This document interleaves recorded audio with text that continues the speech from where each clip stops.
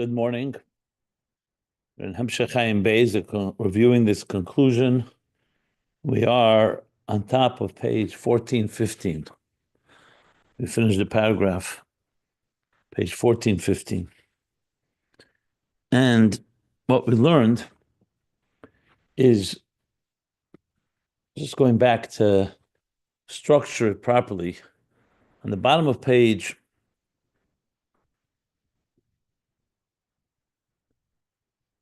1411, after he explained, just to get the flow, the difference between the pupil of the eye, which is Ashkifa Mein Kotchecho Berech Samchi Yisrael, that's exclusively to Neshamas Yisrael, because they're rooted in the highest level, and the eyes themselves, Einei Hashem, the Malachim, or the Einei Ha'eda, the Sanhedrin. After explaining that, he said that the Aveda of Ishin Einei, the higher level, the level of who Ubez Dinei, Muflash Sheba Sanhedrin, like Moshe, the higher level, higher than the rest of the Sanhedrin. That's the Aveda B'chol Nafshecha, in the three levels of Ava, Mesiras Nefesh. So there's three levels, B'chol Avavcha, B'chol Nafshecha, B'chol Meidecha. And to explain that, he said, Hin Yedua, Sheyesh Gimel Madregas Klolos Belakus. This is a key juncture in Ayin Beis, where he says that we have to understand the three levels in Elokus, and that's Mamala Kalalman, Sevav Kalalman, and what he called Atzmus Ein Sof, Shalamayla Mesevav Kalalman, Umamala Kalalman. This is the bottom of 1411. And then he explained on 1411 and 1412 till the top of 1412, Mamala Kalalman. The divine within existence, the contemplation in that which leads one to a longing and a love to want to reveal God within ourselves, within our system. Then comes the next level, B'chol Nafshecha. That's the Izbanus of Sevav Kalalman, how God is beyond existence. And Mamal Kalalman is only a reflection, a mere reflection. And that creates a love and a longing in Rotze, to want to be encompassed and absorbed in the source. That's page 1412, top of 1413. Kol nafshecha, Mesiras Nefesh, giving away kol hariseins, not bringing God within us and revealing the truth of our reality, which is the divine, but essentially leaving our existence and being absorbed in the higher. And then to explain that, he brought the medrash hu l'teva, that there's 5 places where it says hu l'teva in a positive way, the tzaddikim like Avram, hu Avraham. And there's the 5, the negative, which he didn't really address. He will address it later, but it's not so relevant right now. And above all those good, chadhu islan. The bracha says, B'Shem Rabbanan, the Tom and islan, chadhu tov bekulin. There's one level of who that is a goodness, or tov, a teiv, a good, that's greater than all other levels of good. And who is that? HaKadosh Baruch Hu, Hu Hashem Elokeinu, where it says Hu Hashem Elokeinu, which now he is explained that's already the 3rd level. That's Atzmus Ein Sof, that's higher than Mamala and Seviv. He didn't say those words explicitly, but it's pretty clear that's what it is. And that's pages 1413, where he first explained in 1414, Avram, Hu Avram, all the levels of Hu, Echad Haya Avram, the seamlessness of Avram, that he brought Seviv into Mamala, Makif into Pnimi, Avram into Avraham. That's our 2 Avrams, and even the Psik Taima, which separates between the 2 Avrams, is still also a connector. Like he says in Tikkun, everything is also a connector. The Tzimtzum, even though it separates and pauses, so-called the flow, but ultimately it becomes a connector because its purpose is to reveal. And then, however, it's still limited. Even though it's Makif, it's Seviv Kalalman, it's higher than Mamala Kalalman, it's limited because, like he said, it's still a level of Oyer. And wherever there's Oyer, the words we learned yesterday, because that's what Oyer is. Oyer is a manifestation, it's an expression. So where can you say Helam? Only where there's Gilui. You can't say Helam and an Etzem because Etzem is beyond Helam and Gili. It's beyond concealment, beyond revelation. Something that's revealed is capable of being concealed. Doesn't use those words exactly, but he's basically saying every Oyer is possible to have a Hefsek. And that's why Avram Avinu was a big Oyer, and he began the Amshach of the Shechina down below, but it was only in his generation, only to people on his level, and it was not in a permanent fixture. Moshe Rabbeinu, Matan Torah, the Mishkan, was without any psik time at all, as he explained. That was B'chol Sa'elim, he brought the Oyer V'Gili. That the whole world is capable now of connecting to that level. So Moshe actually, if you remember, is Mufla Sheba Sanhedrin. That's like the who. So still Avram and Moshe, both of them, even though he doesn't say it explicitly, because he doesn't really talk about Moshe at length, is Moshe level 2 or level 3? So on one hand, you could say he's level 2 because yes, he's higher than Avram, but he's still the 7th of Avram, and they're still bringing the Mufla Sheba Sanhedrin is higher than Sanhedrin, is Einei Ha'eda, that relates to the Mides, to the Shivim, the 70, 7 times 10, which is Mamal Kalam. The Mufla Sheba Sanhedrin, the who, like Moshe, is the Sevav Kalam. And Avram is a level in that as well. And then comes the Eibishter that's higher than all. He just does not say that because you could also argue that Moshe represents the highest the third level, which came at Matan Torah, that gives us the power to join the other two. So that's something that could be discussed. You can explain it either way. But bottom line is, after Avram, then says the Medrash, Aval Is Lancha the Tov Mekulu. Back to that Medrash, there's one that's higher than all of this, and that is Atzmus Hashem Echad. Like he said in the Medrash before, that when it says Echad, means it's a Gadol, means he's unique. But by Avram, the expression is unique in his times. By the Hashem, of course, it's unique always. Like he says, because he is Hu Levade Hakadman V'Nitzchi Ani Arishon Ani Achen Eined Mulvade. That the ultimate permanence, the ultimate level, that is not subject to any change, even higher than Ani Hashem Leishanisi of Sevav Kalaman. Again, he doesn't say it explicitly, but it's pretty clear that's what he's referring to. That's Atzmus Ein Sof, and that's the Kedoshim Tiyu, which is higher than Kedushas Chem. Your Kedusha, meaning the Kedusha that we are Mamshech, is through mitzvahs, and that's a Kedusha, mitzvahs, Kishan mitzvahs of Ratzna Elyon. The Kedusha Lamaila is the level of Atik. So Mamala Kalalman is the level of the Sfiris, or specifically Chochmeh, specifically Bina. The level of Makif, Pnimi, of Makif, of Avram, and that level is Arich. And now we go to Atik. And he explained that Atik is the highest level in Keser, and that's called Tachteina Shebemaitzel. So already we're talking in Nishtalshlus, but in Nishtalshlus itself, you also have 3 levels. You have Mamala, Seviv, and Tachteina Shebemaitzel, the bottom line, the bottom literally means the lowest level of the Maitzel. And we explain what means lowest level. It doesn't mean lowest as in that there are levels there. It means it's a piece of the Maitzel, so to speak, or a part of the Maitzel. Again, I didn't want to really use those words, because the words he used, that it is from the very essence of the Maitzel, of the emanator. However, it's not the entire emanator. That's why it's Tachteina. Then he continues, that's the level of Ein Sof Shebetech Atik. And what is it in its root? If you go trace it back all the way before the Tzimtzum, so we have Alei Sarotzen would be the root of Mamala Kalalman, where it arises in God's desire to create existence before the Tzimtzum. Kodim Alei Sarotzen is the root of Sevav Kalalman, and Lamaila from those 2 levels is Ein Sof Shekedim Alei, that Lamaila even from Ein Sof, that's Kodim Alei Sarotzen, which is still a level of Gili. It's a Gili to himself, but it's a Gili. And then comes the 3rd level, the Tov Mekulin, which he calls Shmei Ha'atzmi, Helam Ha'atzmi.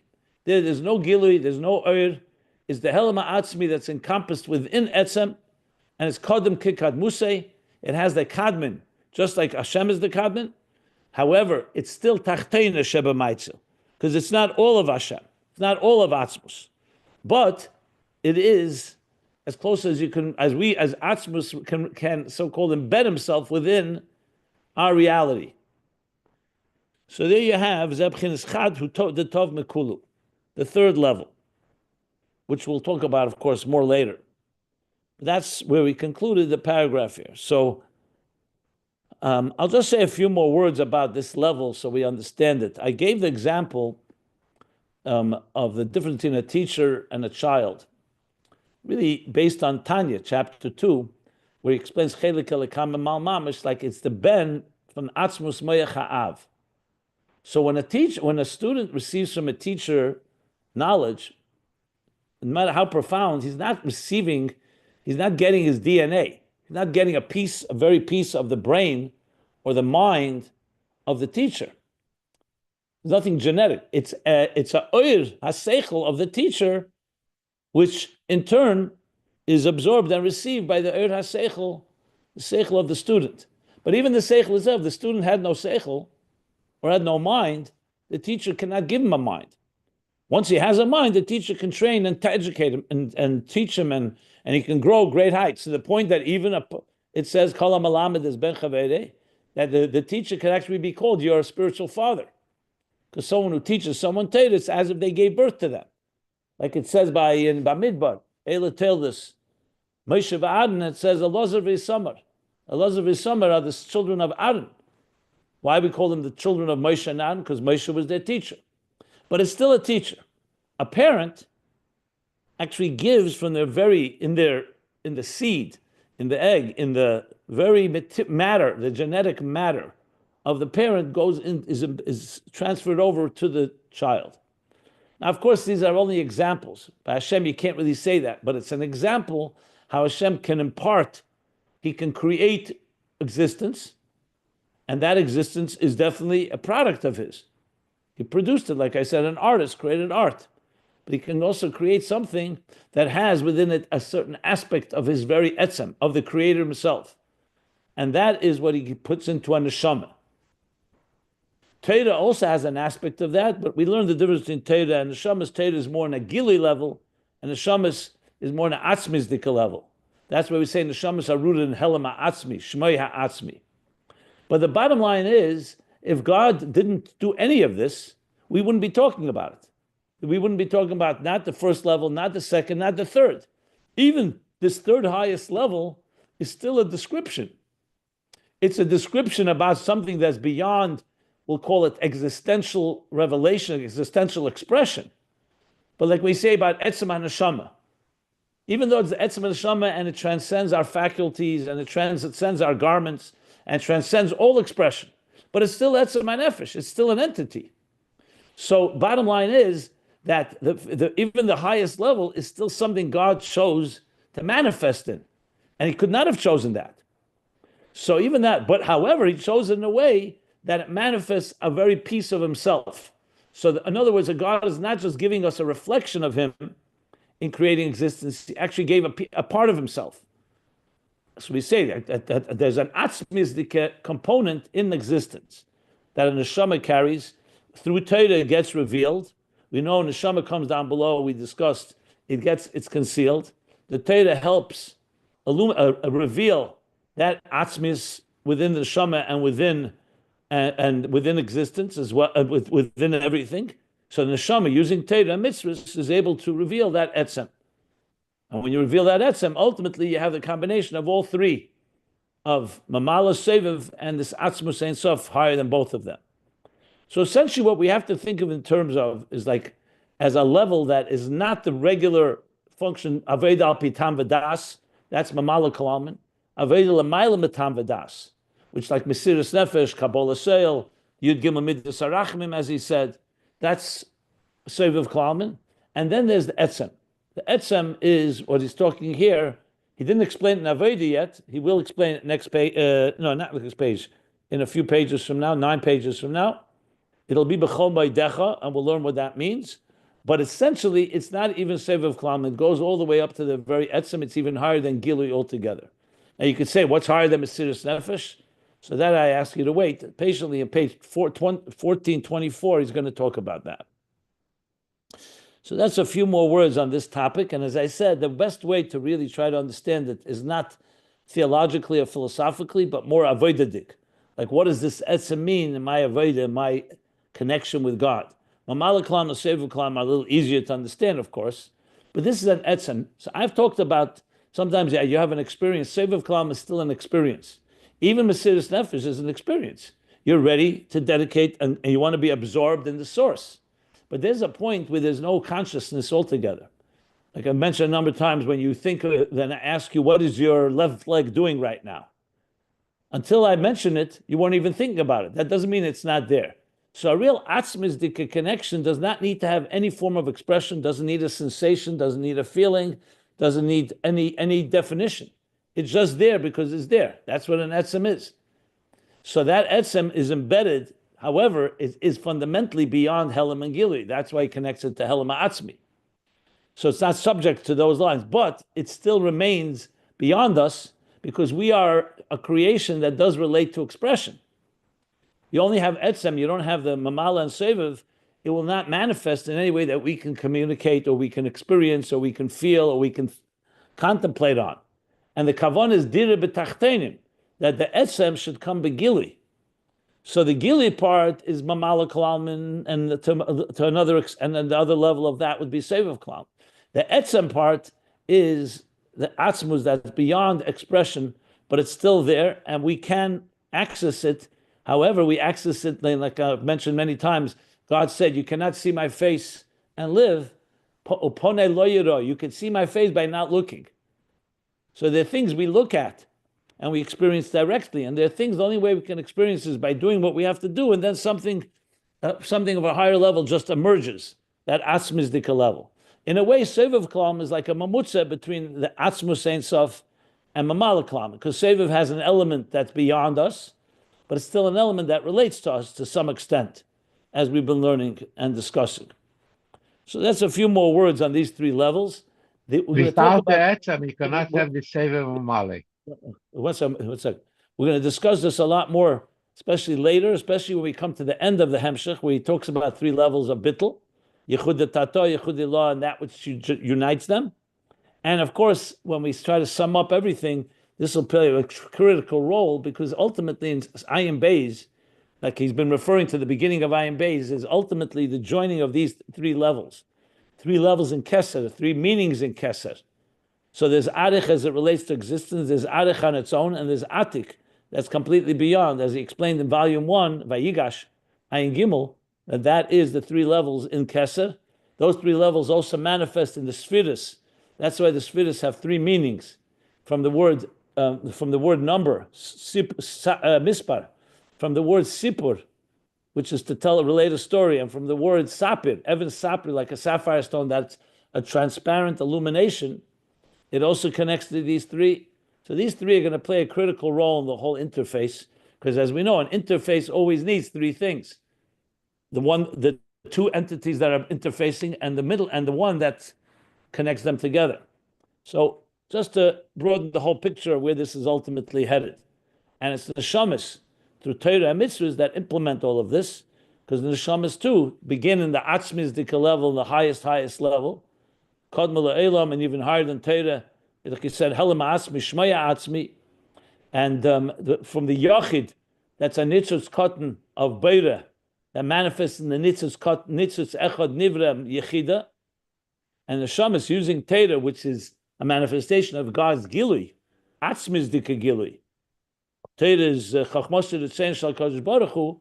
Through that, the neshamas can implement all of this in this world and use creation, which of course connects mostly to mamal kalamin, reveal within it seviv kalamin, and even higher that atzmizdika level that joins them both together in a seamless flow. So that's a brief summary and a somewhat of an overview of the whole picture. So the neshama is nitzutz echad boire, right?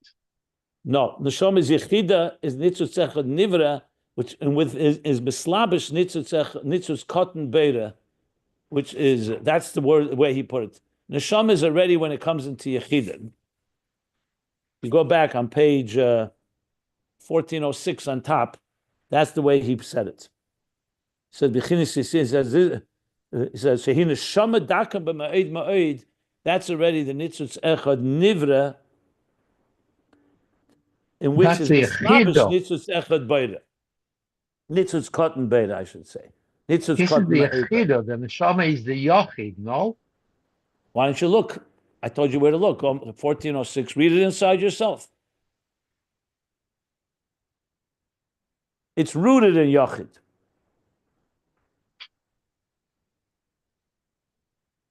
And what is the Torah?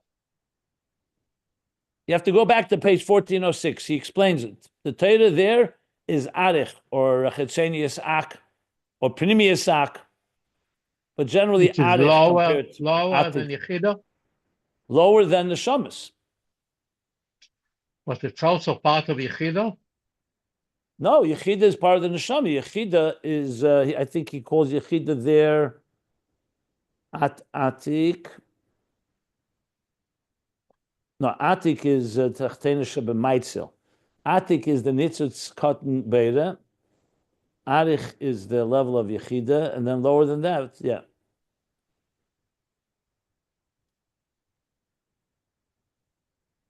Chetzeni Yisak, and then he says Primis Atera. Yeah. Al B'chinas HaNitzutz the Neshama Shalamaylam B'chinas Yechida She B'chinas Arich. Al B'chinas HaNitzutz the Neshama Shalamaylam B'chinas Yechida.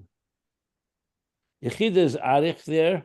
The nitzutz of the neshama comes from Atik, which is Tachtena Shebemaitzil, from the Yochid, correct? And that's higher than Teda, he says. So now you said it, B'chinas Tachtena Shebematzil. Like B'chinas Tachtena Shebemaitzil is the nitzutz cotton me'ed beira is Tachtena She. He calls that befedish. He calls it Machdrega Achrena Shebebeira.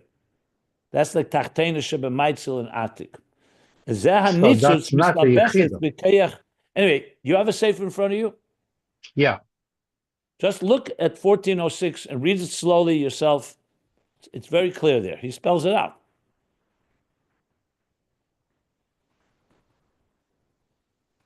So I tell you, we learned that that's it. I'm reading straight from there right now. What are you not clear about? No, but you said at Yechidah. I know that you say. I didn't say. I'm not saying anything. I'm just reading what it says in Ayin Beis. I didn't add anything. He says he quotes the Eitz Chaim, and explains it exactly what it is. Not clear to me. If this is the Yechidah, what is the Torah? Teda is lower than Yechida. That's what he says there. Teda is. Well, why is Teda is not? Yechida is Yechida Sheba Neshama. Teda is another entity. He goes through in detail. He says it's Chetzenius of Ak. Even Primus at Teda, that Primus Ak, he says, then there's an Atik that's higher than Ak, which is the Neshamas. The Medrash says, Shnei Dvarim Kodmu Le'elam, right? Both Teda and Neshamas are both higher than the preceding existence. Any day Ezem Kodem, then he says Neshamas are higher than Teda. That is clear? So therefore, Neshamas are rooted all the way in what he calls the Yechida in the Yachid, or in the language he's using now, Neshamas are rooted in Helam Atzmi, and Teda is more of a level of Gila. Even if you recall, I even pointed out, go back to page 1252 and 1282, where he talks more about the difference between Teda and Neshamas, if you want to read more about it.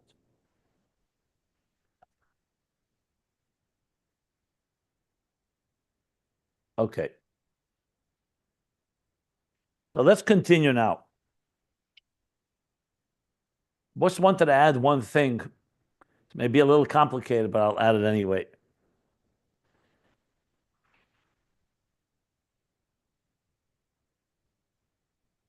Earlier on page 1408, Rebbe Rashab said that Shmoya Kol Batzmusei, which is the Helam Ha'atzmi, is higher than Yedidus Ha'atzmus, which is Tachtena Shebemaitzel. He said that explicitly there. So you have to say, because here he's saying that the Shmoya Atzmi, Tachtena Shebemaitzel, is the Helam the Helam Atzmi Shmoya Atzmi is the Tachtena Shebemaitzel. So you have to say that there must be two levels in the Tachteina Shebamaitzel, the way it becomes the root of the souls, Shmeya Atzmi, Akol Batzmus, and that's higher than the Yeridus Atzmus, and then there's Yeridus Atzmus. So in other words, two levels in Tachteina Shebamaitzel. I wrote this as a note for myself, because on page 1408, he did say that Chiddush, where Neshamas are even higher than Tachteina Shebamaitzel. He said that explicitly.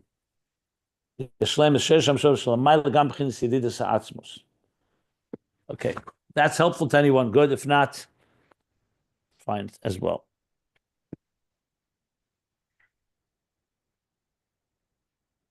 Now, a new paragraph, page 1415.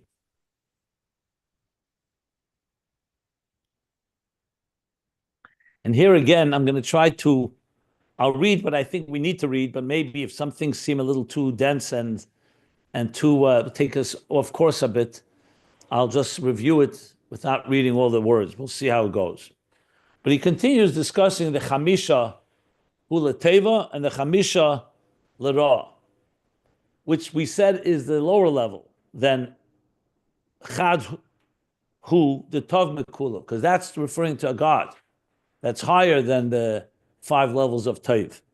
She says, V'hine inyan Chamisha Hu L'Teva, Chamisha Hu L'Ra, which was not explained before. He explained in general what Chamisha Hu is, specifically through Avram Hu Avram. But he didn't explain it in context of the 5 Hus that are on the negative side. There are those, the Rishayim, the wicked ones that are also level of Hu. So he says, Ki yesh b'chinas hei Chasodim v'hei Gevuros. Why are there 5? And why are there 2 categories of 5? One positive, one to the negative, because in the Chesed and Gevurah refer to the Tov, the opposite of Tov, in this context. Gevurah is not always Ra, but sometimes we refer to Chesed and Gevurah as being the 2 kavim of the positive and the negative. There's Chasodim. There are indeed 5 levels of Chesed, and there are 5 levels of Gevurah. The Hey Neged, Hey Atzbois Yad Yamin, Hey Atzbois Yad Shmel. They correspond to the 5 fingers of the right hand and the 5 fingers of the left hand. So the 5-5 is the 5 Chasodim, the 5 Gevuros, and that's the Chamisha L'Ra, the Teva and Chamisha L'Ra. U'kamashikosha b'Sefer Yetzirah, Esses Sfiras Blima, Sefer Yetzirah, the book of formation, some say composed by Avram Avinu, says Esses spheres without substance. There are 10 spheres without substance. Misper Esser as boys. What's the 10? They're the number of the 10 fingers. So in other words, the 10 spheres correspond to the 10 fingers, or the 10 fingers correspond to the 10 spheres. But then he continues to say, it says, Ubris Yochid Mechuven Be'emtza. And the covenant, the bris, this could refer to the bris, physically the bris, that part of the body. But obviously, spiritually, Yochid is only one. And it's Mechuven Be'emtza. So when you look at the spheres, you have 10 spheres, you have 10. But like Yesod, which corresponds to the bris, is only one. It's only one. There's no 10. It's no numbers. It's singular, which we'll soon see the Chad that's connected to the Yochid that we've been talking about. Tells us to look in Pardes from the Ramak, Moshe Cordovero, right at the beginning, the first gate, chapters 1 and 2. Now continuing on, V'yadua, Yenikas Hachitzonim u'b'bchinas kav hasmoil. Let me explain a bit what Yenikas Hachitzonim is for those that may need a refresher. Yenikas Hachitzonim is one of the ways that Kabbalah Chassidus explain the appearance and the emergence, I should say, of negative forces. Chitzonim means literally the outliers, the outsiders. Chitzonius. But Chitzonim is often also associated with Sitra Achre and Klippa. Now, nothing creates itself. Everything has energy. Says the Alter Rebbe in Tanya. This, of course, based on Eitz Chaim and Zohar and so on. Tanya chapter 20, 21, 22, that how the Sitra Achra, which goes against godliness, or at least conceals godliness, where does it get its energy from? So he gives an example there. He gives the example when you want to give a gift to someone you love, so you stand in front of them face to face and you give it to them with a smile, with simcha, with joy. When you want to give something to someone, whatever reason, that you don't really, a sena, an enemy, but for some reason you have to give him something, so you don't give it to him with that same type of pleasantness.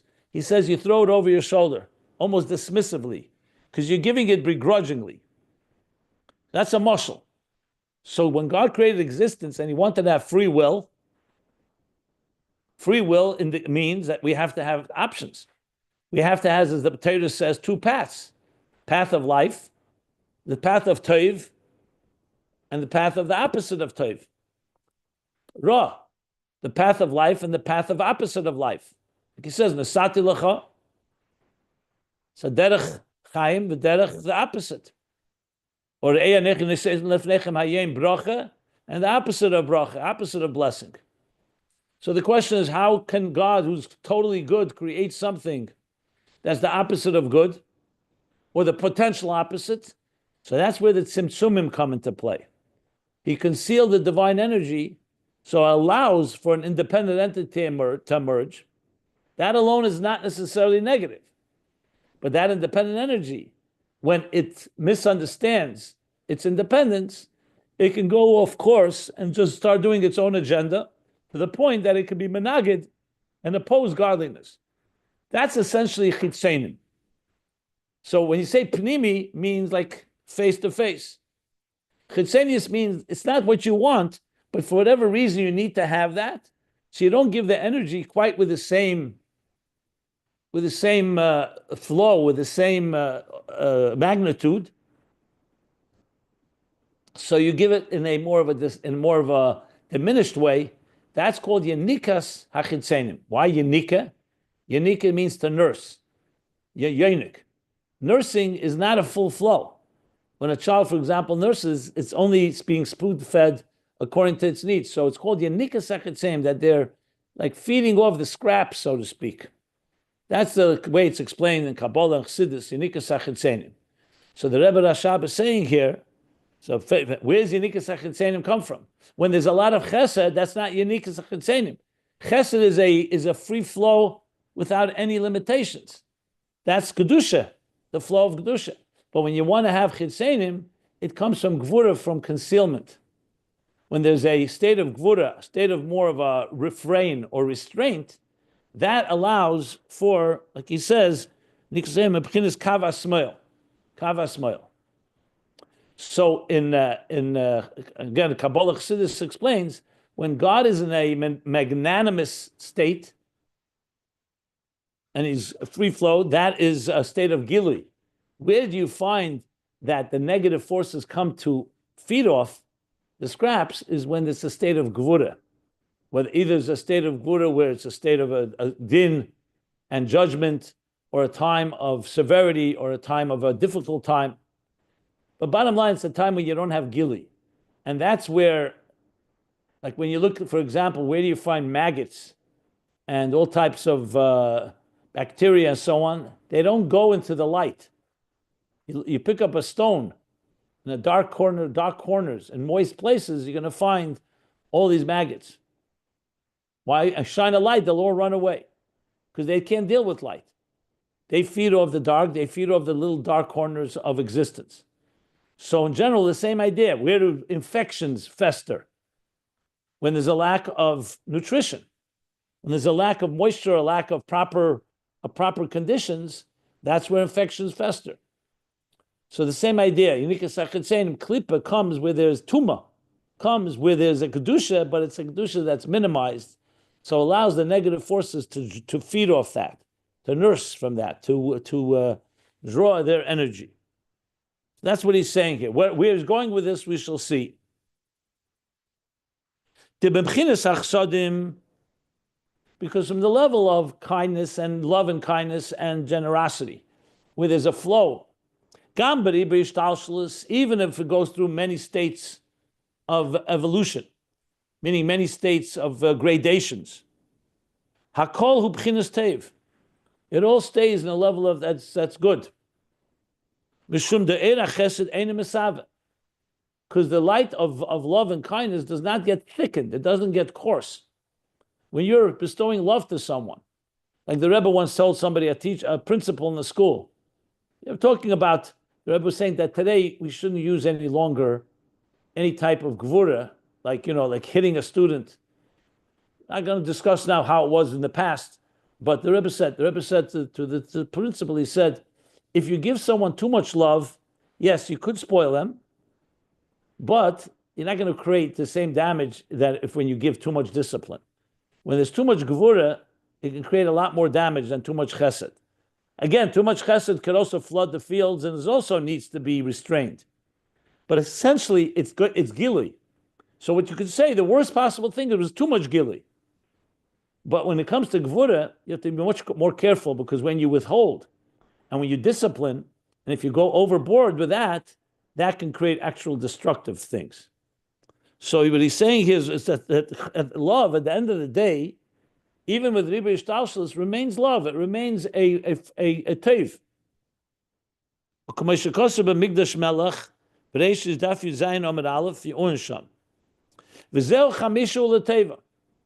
That's the five the levels of l'teva. Shem b'chinas Chasodim. That's coming from the Chasodim. They correspond to the 5 levels of chesed.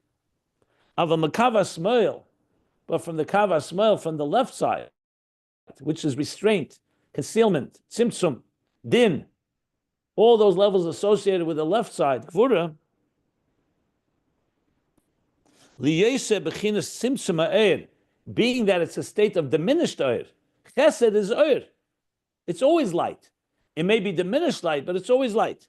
Here, it's the opposite. It's concealed. Tzimtzum ha'er v'hashefa. It diminishes or conceals the light and the flow. Because of that, from that evolves that the flow goes into klippas nega. We're not even talking about the shalosh klippas hatmeis, but klippas nega, which we know is a klippa. It's already like chitzenim, that there's a concealment. However, it's nega because it's not, the klippa is not a thick klippa. Like I mentioned, it's like transparent. You could see through the klippa. That's why it's called nega. It still shows like a glowing klippa, it's called, or radiant. Sometimes a radiant klippa. But it's a klippa. Everything in this physical world that's not usur, that's not forbidden, is from klippas nega. Kosher food, walking in the street. It's not, kedusha is a mitzvah or something that godliness manifests in. Rishus, most of the material world, is in the level of klippa, which means it's neutral.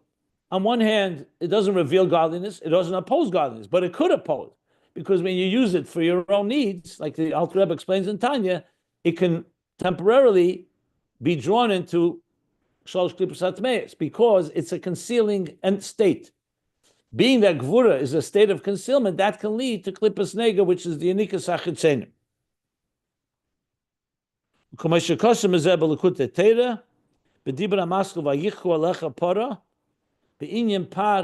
That para is the letters par Hashem.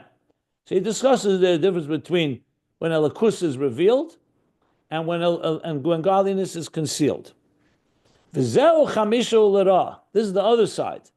The 5 that are to the negative, to the opposite of good. They are from the 5 levels of Gevurah, Miseifa Madreges. Which means not the Gevurah as it is Gevurah of Gedusha in Atzilus or even in the higher worlds, but as they come down and they nishtalshel and they evolve to the point where they become something that's raw. So this explains whenever you think of the people like, let's say, Pare or Achashverosh, they're also created by God. And they're also getting energy. They have energy. They were leaders. They're kings. So where do they get their energy from? The energy is coming from the Gevuros. But not the Gevuros in their source are Kedusha. But as the light continues to diminish, it can lead to the five hu that are al ra. So now we see there's a hu l'teva, basically like a makif, seviv l'teva and a seviv l'ra. We'll see where he goes with this. Let me stop if anybody wants to ask anything.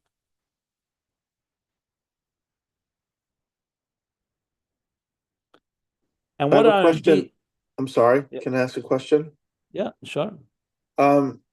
So if we look at Domam Tzomeach V'Chaya, the different types of life or things, rocks, plants, animals, and we know they have nefashos. They have some type of soulful energy that vivifies them. Are we saying that is klipas noga, or like what their nefashos are are coming from this kava small, or their stuff, their goof, if you will, the keli is maybe coming from kava small, but the vivifying energy is coming maybe from kava yamin, or no, those are dafka klipas noga, that's kava small. That's a good question. If you look in Tanya, the end of chapter 1, he speaks about Dal Yesedis, and he speaks about the Nefesh Abamis. Even by Nefesh Abamis, even of a Jew, is come Klipas Nega. So from there it appears that their nefashos come through Klipas Nega from Tzad Small. That's what it sounds like. Okay, thank you. The reason I will qualify that with one thing.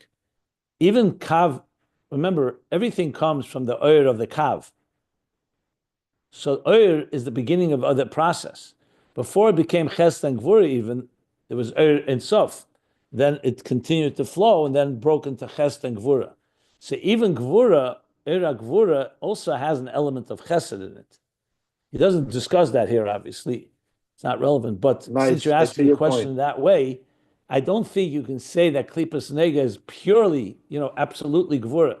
There is an Oyer in there as well. Like you say, there's a difference between the Nefesh and the Guf of a stone, or the Nefesh and Guf of a plant or of an animal.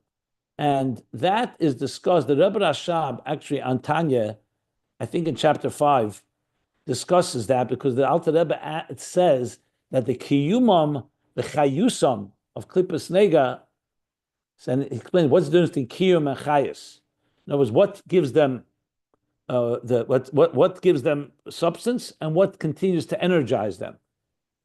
And I think there he does discuss that. I don't know if he says in the words Chesed and Gevurah, but the Oyer and Keli aspect, because they also have an Oyer and Keli, like you mentioned. That's correct.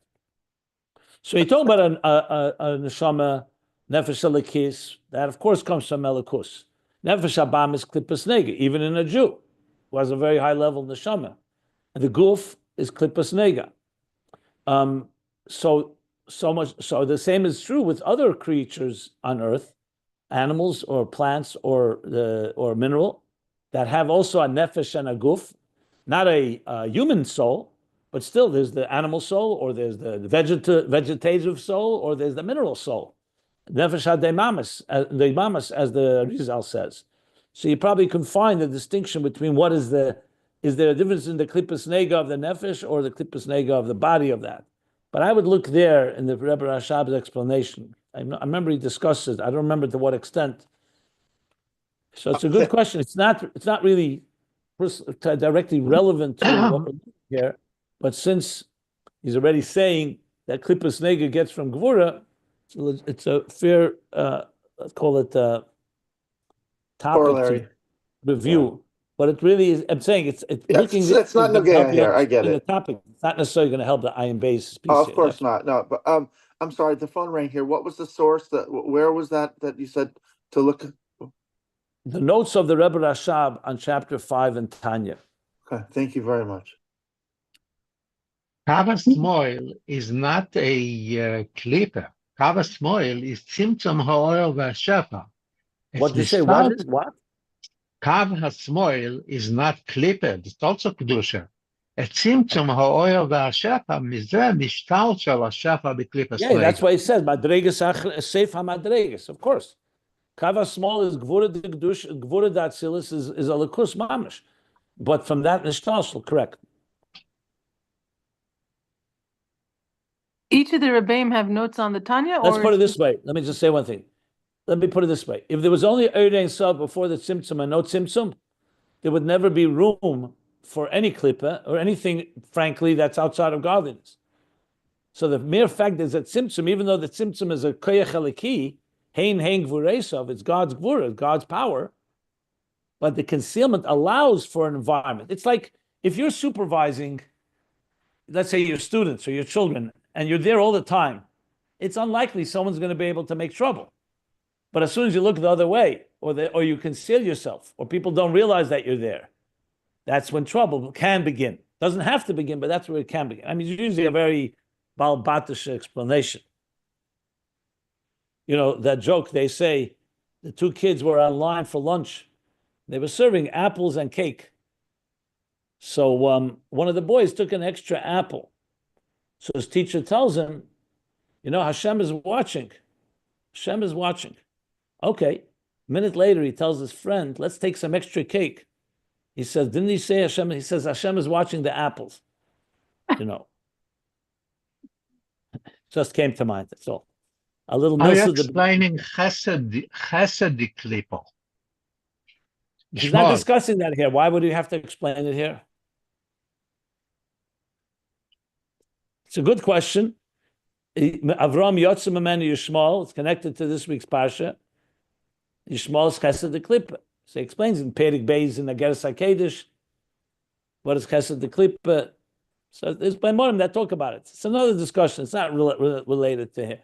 But I understand what you're saying. Since chesed, he says, is even b'ribei ishtalshlus is always teiv, where does it come from? Because the zelu umazeh asalikim also, remember. For everything in Kedusha, there's also on the other side. It's not necessarily mean that if chesed keeps nishtalshel, it will turn chesed to Kedusha, will it turn to chesed to klipa? That's a good question. It could be that chesed to klipa comes because there's Gevurah, and Gevurah affects the chesed, and ultimately, therefore, the chesed gets concealed. I mean, a lot of ways you can explain it. But it's another good question, correct? Seeing from this, you wanted to ask. I cut someone else. You want to ask something? Someone else wanted to ask something. yeah, thank you. No. I just had a couple of comments. I'm just on the parsha. It seems that Edom is actually more blessed than Yishmael because they get Yitzchak's bracha and Avram's bracha. And then, anyway, that's just a thought that occurred to me this morning. But something else, the Achoraim that you mentioned, the Sitra Achra.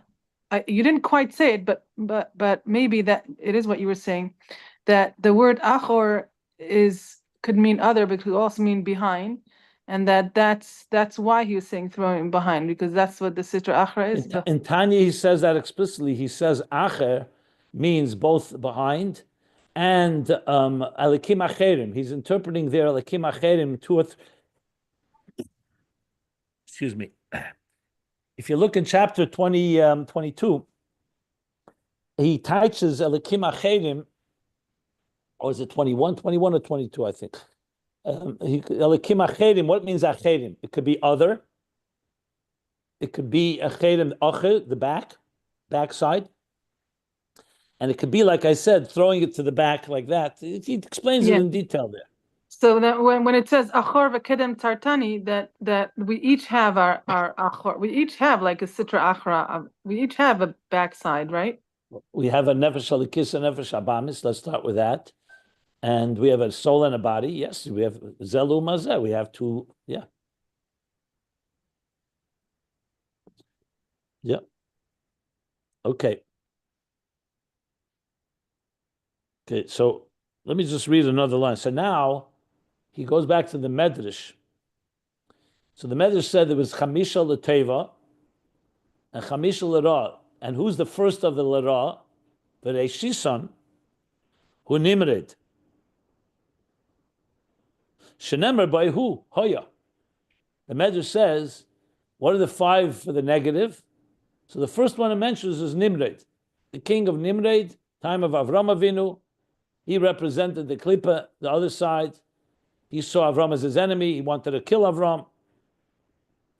So Nimrod, it says on him, the pasuk says, "Who hoya?" Who? So there we have. The Medrash says there 5 times it says who l'ra. For those that are the opposite of good, the opposite of tzaddikim. Sheyereish Der HaFloga. He was a leader of the Der HaFloga. The Der HaFloga is the generation that built the Tower of Babel, of Floga. From the word also separation, because that's when Hashem confused them with different languages. Bechinas hafrode v'schalkus. That's the opposite of kedusha. Kedusha is always achdus, like he's going to say. Nimrod was the reish, the leader, the first who, but in klipa, which represents pirud, divisiveness. Ubana ha'iru migdal, and he built the city and the Tower of Babel. Because it says in the pasuk, they all spoke the same language and they were all united. But it's a unity in Leumazeh. Opposite than the unity in Kedusha. So even in Klippa and Leumazeh, you could have a unification. I mean, you see Rahman al-Islam 80 years ago, 85 years ago. Look at Nazi Germany. Yamach Shemay was able to unite the people toward total evil and destruction. So there is an element of unity. Chassidus explains it's not real full unity, but we know that there is the element that you could have our enemies can join together and be unified, at least for a period of time.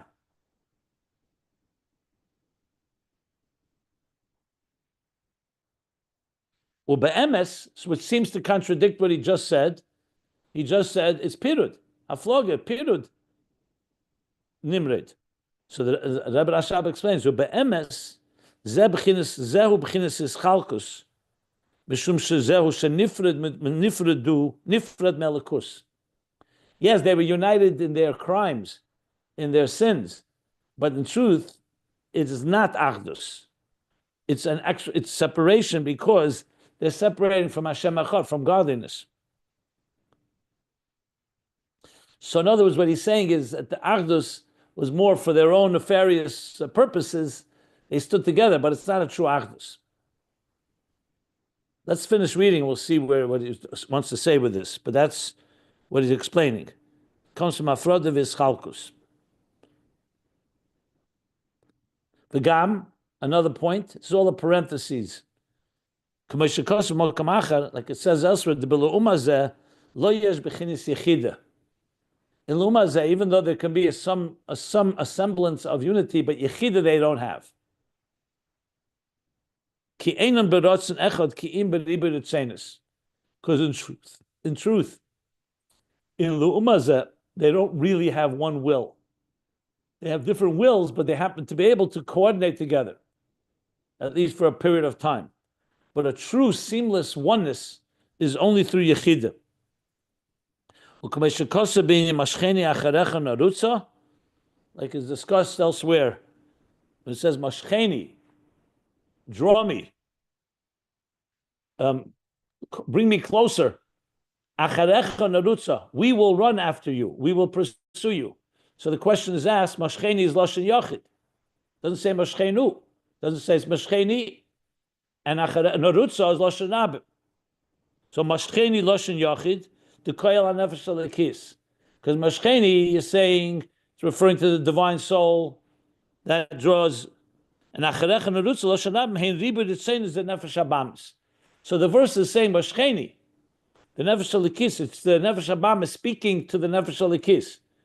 Draw me closer, and we will come and follow you. Who's the we? The different ritzeinas, the different desires of the nefesh habamis. So even though Nefesh Habamis in general is one entity, but its mere nature is a selfish one. Every desire has its own selfish needs. They may coordinate and they may cooperate with each other, but fundamentally they're not one, because the whole point is self. So now I have this desire, tomorrow I have a different desire. Like the Frierdiker Rebbe told the Yefsekzia, the people who pointed the gun to his head when he was arrested. He said this toy can only frighten someone that has one God, has one world and many gods. Every day another God, the God of their desire. Today you have this taiva, that's your God. Tomorrow another taiva. But it cannot frighten someone that has one God and many worlds. Because that oneness is what connects it all. So basically he's saying is that as much as there may be unity sometimes in the umazah and the negative side, It's not true unity. At the end of the day, it's different interests that for the moment, it's like you're my enemy and your enemy. We are friends because we share enemies. But as you know, anyone that is going to turn on someone else will ultimately turn on you too. Like we know. Never Shabamis. That's the meaning Vayikach Kerach. So the Targum teaches that what means Vayikach? What did he take? It says Vayikach from Hispalik. He created Machlekes. Spalig means he alienated himself. I don't want to say excommunicated, Hispalik. He separated himself from Moshe and Aaron. From divided, separated, yeah. So Ispalig is interesting. If you remember, he said before from Matnas Kohuna that who is Lashon Hafloga. But there he said it as a permanence, that it continues. Here he's teaching it from the word separating. Okay. Well, let me just read one more line and then we'll stop. Umakol Mokim, so what's the connection to who? Before we learned that who is Makif, Sevav Kalam, and it's a high level of Elikus. What's the connection to who Lira? So he says, Umakol Mokim Sherish Yenikasam. What's the root of their Yenika, of their energy? Where are they nursing energy from? The Mebchinis who? It's coming from the level of who? Hainu Mebchinis Kama Erech Apayim Lefonov Shem Mebchinis Zur Nikra who? So it's talking about the Makiv that allows room and tolerates their presence. So I'll just briefly explain it and we'll discuss it more in the next class. Makiv has another side to it. Makiv is a higher level of divine energy. But Makiv is Helam, remember. It's concealed because it's not tailored, it's not customized to each particular creation. So being that Makiv is above it all, it could also leave room and tolerate negative forces to glean energy from there. We'll discuss it more in detail. So who has another side to it? Mamala Kalalman is a gili. When there's gili, like we learned, chesed, then you don't have room for yenika. It's when there's a helam. Now helam can come either through many tzimtzumim, a lot of concealment, or can come from a certain aloofness, if you wish. Like I mentioned, Shmomis Yudayim Titafish, that by in the king's palace, you could find a spider web. No one notices it. Or at a wedding, like by the Rebbe's wedding, they say a lot of pickpockets. When there's a lot of simcha and joy, there's everybody's like in a higher state. You don't even notice the thieves, the den of thieves that participate. But we'll discuss this more in detail, the who that leads to Leumazeh. So I'll stop here simply because time and there's a lot of, I have a lot more to do today. So I'm going to stop here. He's going to talk about the who of Klippa. Now, the question I really have is, wow, how does this help us understand Mamala Seviv and Atzmus? Or is it I'm sure he's going to connect it.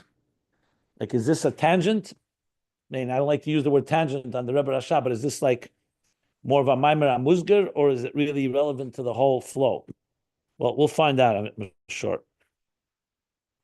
I must have asked that question last time we learned it too.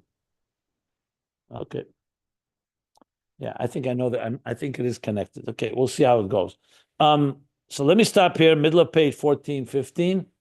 Anyone, any quick question or anything that anybody wants to ask, or we can wait till Sunday?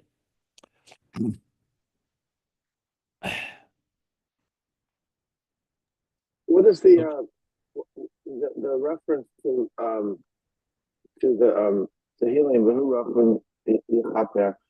Is that saying that the who referring to Sova that is essentially looking astray from evil? And what does he mean? Why is he bringing that? I mean, I'll discuss that in the next class. I especially didn't read those lines because he's going to discuss it in the next few lines. You could look ahead, but due to time limit, we'll wait till the next class to go through that. Thank you. Do each of the Rebbeim, did you already answer this, have explanations on the Tanya, or is just in the one Tanya? No, they have. There's plenty. There's even a sefer called now Tanya HaSholem that gathers all the explanations from the Rabbeim, including the Alter Rebbe, till the Rebbe in Tanya. That's a cool book. Tanya HaSholem. You can find it online. Thank you. And there's a lot of svarim today.